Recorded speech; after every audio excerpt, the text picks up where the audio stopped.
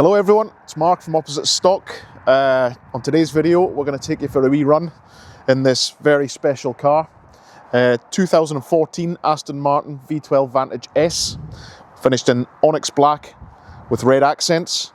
This is actually the second time we've had this car into stock. We sold it to its last owner just over 12 months ago and it's just come back in. It's a phenomenal car and it's going to be absolutely phenomenal value when we list the car in a couple of days' time. So let's jump in, we'll take you for a wee run. Welcome everyone to the inside of the V12 Vantage S. It's very cold outside, the roads are very greasy and slippy, so we're just going to take it canny because these things are lively, to say the least. So the V12 Vantage was originally launched around 2009 and then was upgraded with the S version, which is what this is, in 2014. So this is an early V12 Vantage S. There was a power hike of 55 horsepower with the S version, meaning that this thing is running 565 horsepower, and it's a monster of an engine. Originally sort of launched and put head-to-head with 911 turbos. You know, this was Aston Martin's pure sports car. This is they brought it out as an absolute driver's tool, and you know they do a very, very good job of that. Now I actually know the V12 Vantage well because back in 2015, I personally bought an early V12 Vantage manual, and I owned that car for 5 or 6, maybe even 7 years.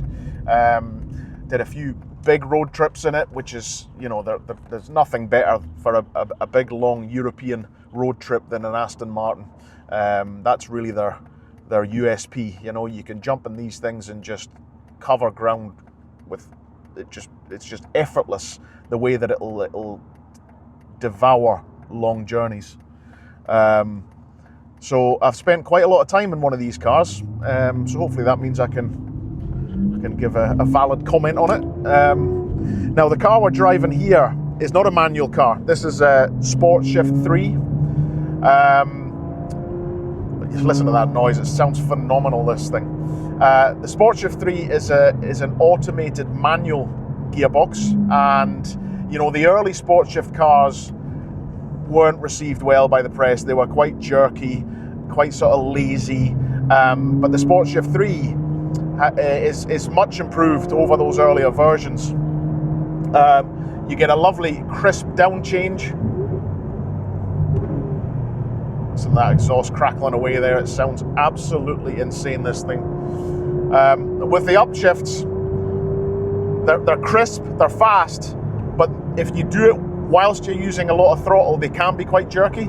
Now there's a way around that, in that almost like a sequential, if you just lift very slightly as you pull the right hand paddle, it smooths all of that out, and it actually adds a lovely layer of driver interaction, because you need to think about it, you need to work with the car to get the best out of it. So with the V12S you get adaptive damping, different damper modes.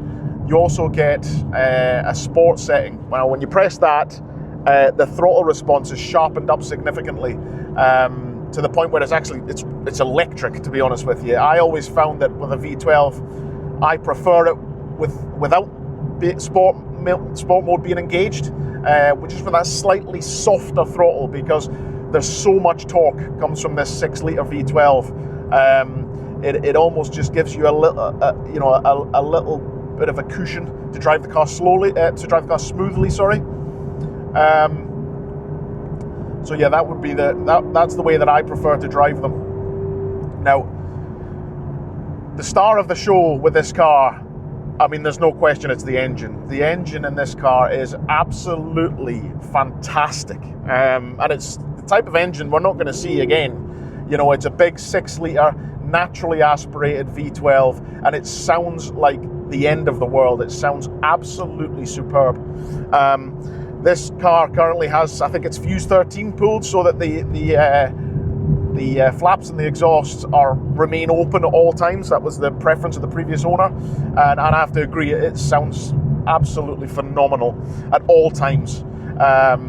You know, on the overrun, they sort of crackle and spit, and they just sound so naughty, these things. And as I say, that engine, with all the torque it can deliver from barely any RPM, it's the absolute star of the show for this car. Now, the other thing with these, well, with all Aston Martins, to be honest with you, they feel so special in the cabin. You know, they're lovely things. They've been built very, very well, and you know, there's little bits like these knurled aluminium brackets for the sun visor. It's just premium. It's so quality, and you know, the car feels extremely special anytime you get inside an Aston Martin, let alone a V12 S, which this is obviously even more special in some ways. The brakes are absolutely insane. They are enormous. I'm not sure what size. They must be 400mm plus, I think, on the front. Huge carbon ceramics, and they are endlessly powerful. Lovely pedal feel. Steering feel is excellent. It weights up really nicely. You know, it's a tremendous car to drive. Now, I always think that Aston Martins, not just V12s, even V8 Vantages are the same. They do their best work below sort of 8.5 tenths. They are fabulous things to drive at that speed. You know, not going completely daft, just making fast, smooth progress. They're absolutely phenomenal. Once you push them beyond that and really start pushing them hard, dynamically, they aren't a Porsche. That's what I would say. You know, they on track, they're not quite as sort of tied down as a 911 GT product would be. But you know, if you can make incredible progress and they're perfectly stable on the road, and as I say, that noise, you would never get a noise like that from a Porsche. It just is outstanding. Absolutely outstanding. The other thing I love about Vantages is not only their styling, because I think that this generation of Aston Martin Vantage is one of the finest designs of any sports car, certainly of that era, probably of any era. I just think they're so handsome. But also when you sit in them, you know, you feel like you sit down inside it. You've got these high sort of windows, and you sit low, and it's quite a raked screen in front of you. It feels very sporting, and yeah, incredibly special.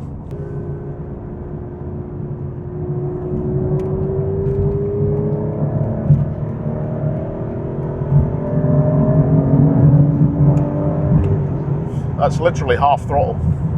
They've got so much torque, these things, and when the roads are as slippy as this, you've got to be very, very careful about how you use that loud pedal, because things can get out of hand pretty quickly. If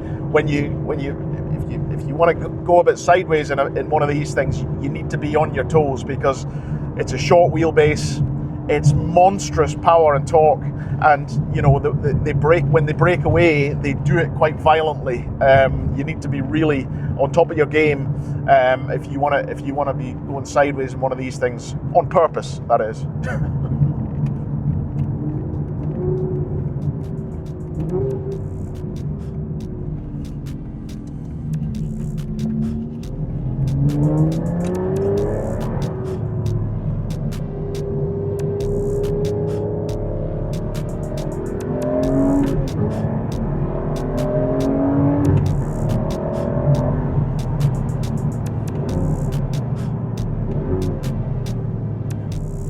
Noise is just unreal.